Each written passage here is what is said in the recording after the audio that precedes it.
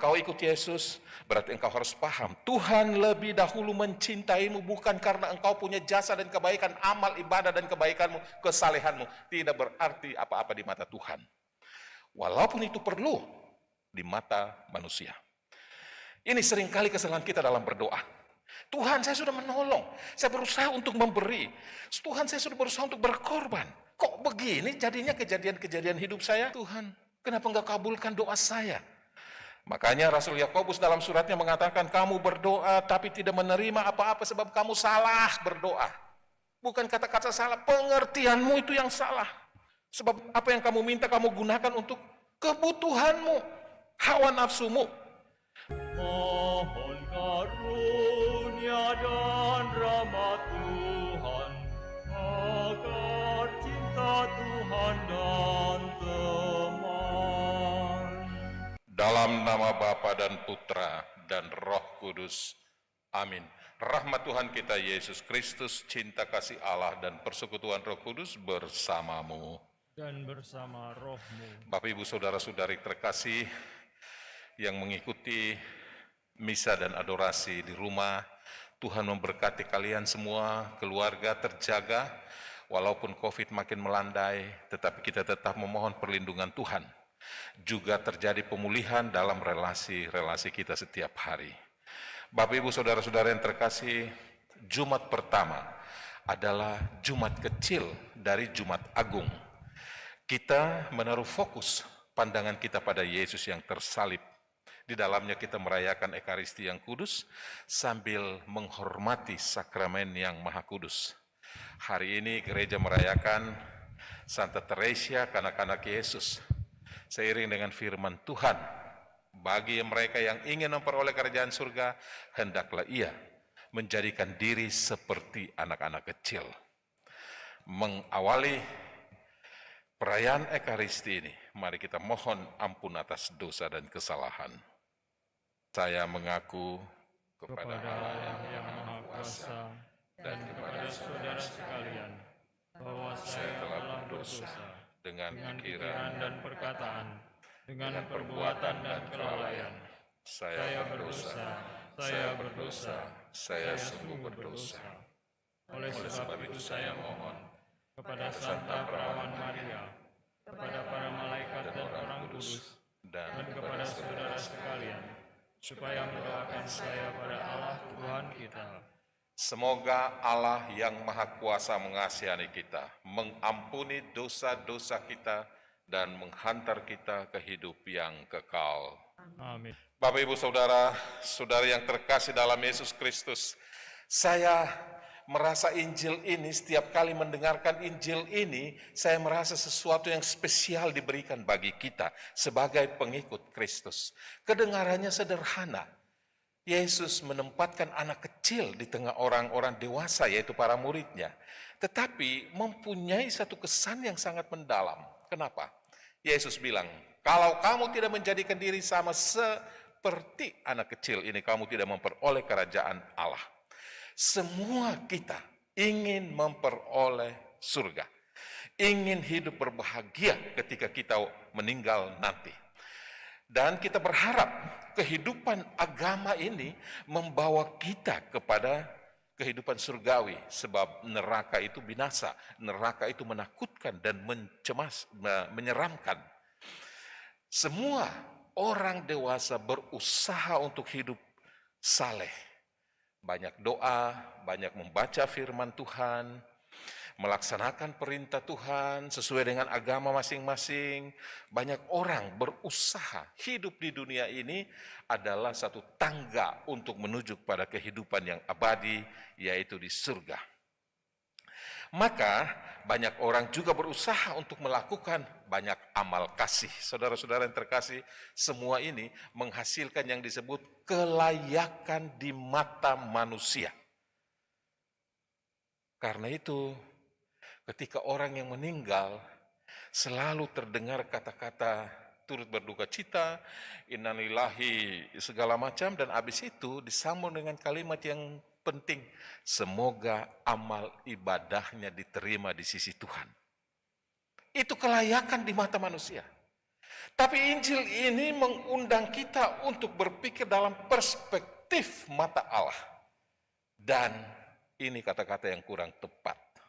Semoga amal ibadahnya diterima di sisi Tuhan. Cara memandang manusia. Tapi bagi Tuhan, seberapa besar kebaikanmu? Secuil, setitik debu di kaki Tuhan. Saya suka dengan kata-kata ini. Seberapa besar kesalehanmu? Bahkan orang yang taat setiap detail aturan agama sekalipun, Yesus bilang, kalau hidup keagamanmu tidak lebih benar dari orang-orang Farisi, kamu tidak masuk kerajaan surga. Mau sesaleh apa seseorang? Mengejar surga. Jadi apa artinya perbuatan baik kita? Apa artinya kehidupan agama yang telah kuusahakan dengan susah payah?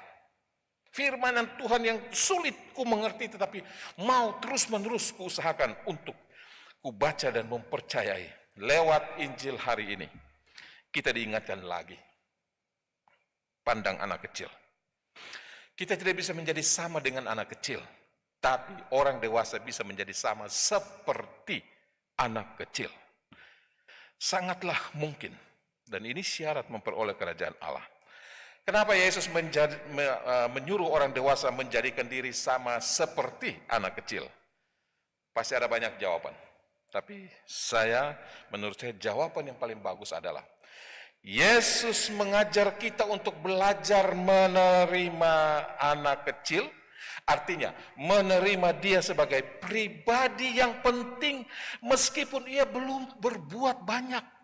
Dia belum banyak melakukan kebaikan, dia belum banyak berdoa, bahkan dia tidak berjasa apa-apa bagi orang dewasa, bagi orang tuanya.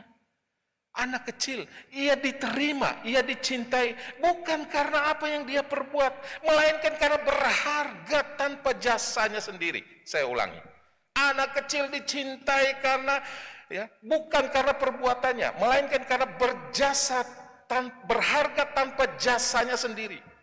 Tinggalkan cara berpikir, kita usahakan jasa kita di hadapan Tuhan. Secuil debu pun tidak sebesar itu. Itulah yang harus kita mengerti dalam hubungan kita dengan Tuhan. Tuhan mencintai manusia, meskipun manusia tanpa jasanya. Tapi, sebagai manusia kita bertanya, apakah engkau mempunyai rasa cinta terhadap Tuhan? Apakah engkau mempunyai rasa kepastian dijaga dan dilindungi oleh Tuhan? Seperti anak kecil yang sangat pasti hidupnya di tangan orang tuanya.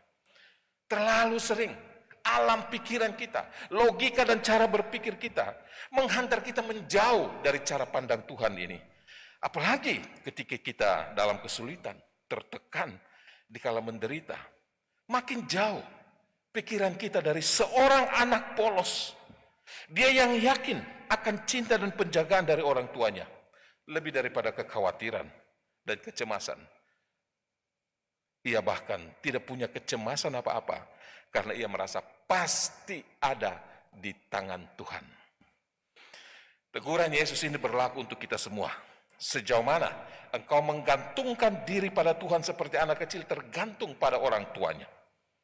Apakah engkau mempunyai rasa pasti di hadapan Tuhan seperti anak kecil mempunyai rasa pasti di hadapan orang tuanya? Dia tidak berjasa, tapi dia dicintai. Saya ulangi, kalau engkau ikut Yesus, berarti engkau harus paham, Tuhan lebih dahulu mencintaimu bukan karena engkau punya jasa dan kebaikan, amal ibadah dan kebaikanmu, kesalehanmu, tidak berarti apa-apa di mata Tuhan. Walaupun itu perlu di mata manusia.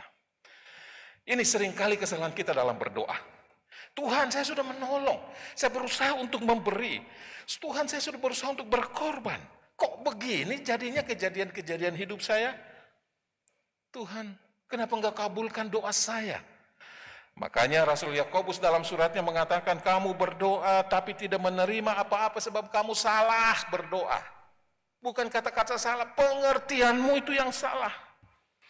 Sebab apa yang kamu minta kamu gunakan untuk kebutuhanmu, hawa nafsumu. Sadar tidak sadar di hadapan Tuhan pun kita berseru tentang kekhawatiran dan kecemasan.